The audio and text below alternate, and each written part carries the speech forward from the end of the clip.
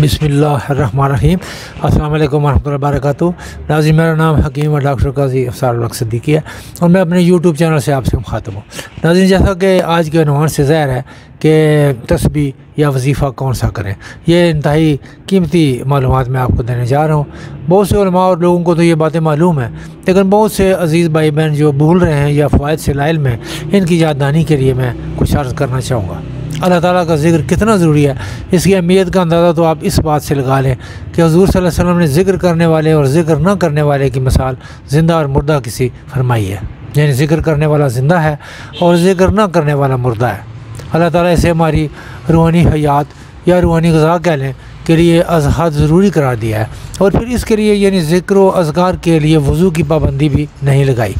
ہر طرح سے اللہ تعالیٰ کا نام لیا جا سکتا ہے، لیٹے لیٹے، کھڑے ہوئے، بیٹھے ہوئے، سفر کرتے ہوئے، چلتے پھرتے، کسی محفل میں بیٹھے ہوئے، غرض ہر طرح سے آپ وظیفہ یا اللہ تعالیٰ کا ذکر و اذکار کر سکتے ہیں۔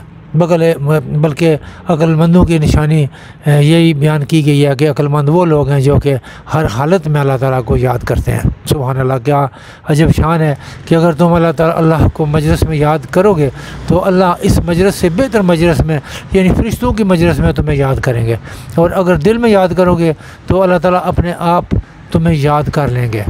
خالق مالک و حقیقی جسے یاد فرمائیں تو اندازہ نہیں لگایا جا سکتا کہ اسے محبت کی کون سی معراج اثر ہو چکی ہے۔ ذکر اللہ تعالیٰ خیر کا خزانہ ہے، ذکر اللہ جو ہے نا وہ اللہ تعالیٰ کا وہ خیر کا خزانہ ہے، اس میں سے جتنا چاہے آپ سمیٹ سکتے ہیں۔ اللہ تعالیٰ ہم پر بہت بہت مہربان ہیں، انہوں نے ہماری ضروریات کی چیزوں کو بہت بہت عام کر دیا ہے، یعنی زیادہ مہیا فرمایا ہے۔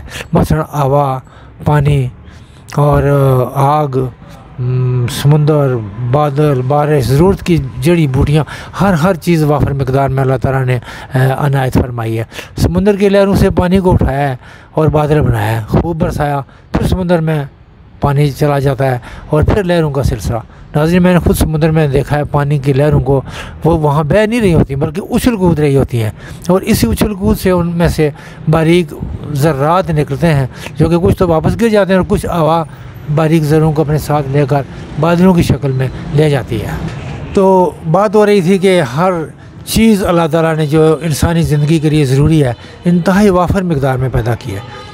غرض ہے کہ جس طرح اللہ پاک نے جسمانی نظام کو قائم رکھنے کے لیے یہ سلسلہ بنایا ہوا ہے، اسی طرح روحانی نظام کے لیے جو سب سے زیادہ ضروری چیز ہے اس کو بھی بہت عام فرمایا ہے، اس پر کوئی پابندی نہیں لگائی بلکہ اس کی کثرت کا حکم فرمایا ہے، اور وہ ہے اللہ تعالیٰ کا ذکر۔ اللہ پاک کے ذکر کی اہمیت کے پیش نظر قرآن و سنت سے ماخوذ چند تسبیحات اور ان کے مختصر فضائل بیان کروں گا تاکہ ہم میں سے ہر کوئی محبت الہی کے جام پی سکے اور ان تسبیحات کو اپنی زندگی میں شامل کر کے سعادتیں سمیٹ سکے۔ علماء کرام فرماتے ہیں سب سے بہتر کلمہ طیبہ ہے لا الہ الا اللہ محمد رسول اللہ۔ حضور صلی اللہ علیہ وسلم نے اسے جنت کی کنجی فرمایا ہے۔ پہلا کلمہ شریف کے علاوہ درود شریف، تیسرا کلمہ اور استغفار بہترین وظائف ہیں جنہیں مناسب مقدار میں ہر روز پڑھا جا سکتا ہے۔ کوئی مناسب تعداد مثلاً 21 مرتبہ، 41 مرتبہ، 100 مرتبہ، 300 مرتبہ، بعض لوگ اس سے زیادہ بھی پڑھتے ہیں۔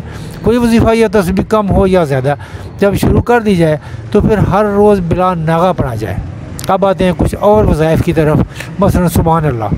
حضرت سعد بن وقاص رضی اللہ تعالیٰ عنہ فرماتے ہیں ہم رسول صلی اللہ علیہ وسلم کی خدمت میں حاضر تھے، آپ نے فرمایا کہ کیا تم میں سے کوئی ایسا شخص ہے جو ہر روز 1000 نیکیاں کمائے؟ پاس بیٹھے صحابہ کرام میں سے ایک نے پوچھا حضور ہم میں سے کوئی شخص کیسے 1000 نیکیاں کما سکتا ہے؟ فرمایا وہ 100 بار سبحان اللہ کہے، اس کے لیے 1000 نیکیاں لکھ دی جائیں گی اور 100 گناہ مٹا دیے جائیں گے۔ اس کے علاوہ سبحان اللہ و بحمدہ، جس نے یہ کلمہ 100 مرتبہ پڑھا اس کے تمام گناہ معاف کر دیے جاتے ہیں، خواہ وہ سمندر کی جاگ کے برابری کیوں نہ ہو۔ اس کے علاوہ تسبیح ہے سبحان اللہ و بحمدہ سبحان اللہ العظیم۔ رسول صلی اللہ علیہ وسلم فرماتے ہیں 2 کلمے جو زبان پر ہلکے ہیں لیکن ترازو پر بھاری ہیں، اور وہ یہی ہے سبحان اللہ و بحمدہ سبحان اللہ العظیم، اور یہ اللہ رحمان کے یہاں بہت پسندیدہ ہے۔ اس کے علاوہ ناظرین لا الہ الا اللہ وحدہ لا شریک لہ لہ الملک ولا الحمد وهو على كل شيء قدیر۔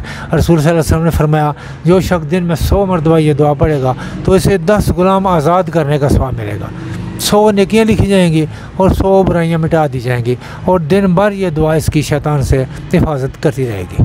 اس کے علاوہ بہترین ذکر ہے لا حول ولا قوت الا باللہ، گناہوں سے بچنا اور نیکی کرنا یہ اسی وقت ممکن ہے جب اللہ کی مدد شامل حال ہو۔ بخاری شریف۔ یہ کلمہ جنت کے خزانوں میں سے ایک خزانہ ہے۔ اس کے علاوہ ناظرین سبحان اللہ والحمد للہ ولا الہ الا اللہ واللہ اکبر، حضرت سمرہ بن جندب رضی اللہ تعالیٰ عنہ سے روایت ہے کہ رسول صلی اللہ علیہ وسلم نے فرمایا اللہ تعالیٰ کے نزدیک سب سے زیادہ پسندیدہ یہ 4 کلمات ہیں، سبحان اللہ والحمد للہ لا الہ الا اللہ واللہ اکبر۔ جابر بن عبداللہ رضی اللہ عنہ فرماتے ہیں کہ رسول صلی اللہ علیہ وسلم نے فرمایا افضل ذکر یعنی تمام ذکر و اذکار سے افضل ذکر لا الہ الا اللہ ہے، اور افضل شکر الحمدللہ ہے۔ حضرت عمر رضی اللہ عنہ فرماتے ہیں یعنی ان سے روایت ہے کہ ایک دفعہ رسول خدا صلی اللہ علیہ وسلم میں نماز پڑھا رہے تھے کہ لوگوں میں سے ایک آدمی نے کہا اللہ اکبر کبیرہ والحمدللہ کثیرہ وسبحان اللہ بکرۃ واصیلہ۔ رسول صلی اللہ علیہ وسلم نے فرمایا یہ کلمہ کہنے والا کون ہے؟ لوگوں میں سے ایک آدمی نے کہا اللہ کے رسول میں ہوں۔ آپ نے فرمایا مجھے بہت حیرت ہوئی، ان کے لیے آسمان کے دروازے کھول دیے گئے۔ حضرت ابن عمر رضی اللہ عنہ فرماتے ہیں میں نے جب آپ صلی اللہ علیہ وسلم سے یہ بات سنی اس کے بعد سے میں نے ان کلمات کو کبھی ترک نہیں کیا۔ اللہ تعالیٰ ہمیں اپنی اور اپنے حبیب صلی اللہ علیہ وسلم کی حقیقی محبت سے سرشار فرمائیں، آمین یا رب العالمین۔ تو ناظرین یہ وظائف آپ شروع کریں، پہلے نماز پڑھنا ضروری ہے، وظائف اس کے بعد دوسرے نمبر پہ آتے ہیں، اور پھر اللہ تعالیٰ آپ کی تمام دینی دنیاوی اور اخروی حاجات جو ہیں وہ انشاءاللہ ضرور پوری کریں گے، اور دنیا میں بھی آپ کو یہ جو وظائف ہیں یہ باعث خیر و برکت بنیں گے انشاءاللہ۔ تو پوری توجہ اور دھیان سے اور مسلسل، اور پھر جو آپ شروع کریں اسے پھر تا زندگی پڑھنا چاہیے، تھوڑا پڑھیں یا زیادہ پڑھیں، یہ کوئی پابندی نہیں ہے، جو آپ سے پڑھ سکتے ہیں، لیکن پھر آپ اس کی روٹین بنا لیں۔ تو ڈاکٹر قاضی افضال رخ صدیقی کو اجازت دیجیے، امید آپ لائک شیئر اور سبسکرائب کریں گے، اپنے دوستوں کو بھی بھیجا کریں تاکہ وہ بھی اچھی باتیں سن لیں۔ اللہ حافظ، پاکستان زندہ باد۔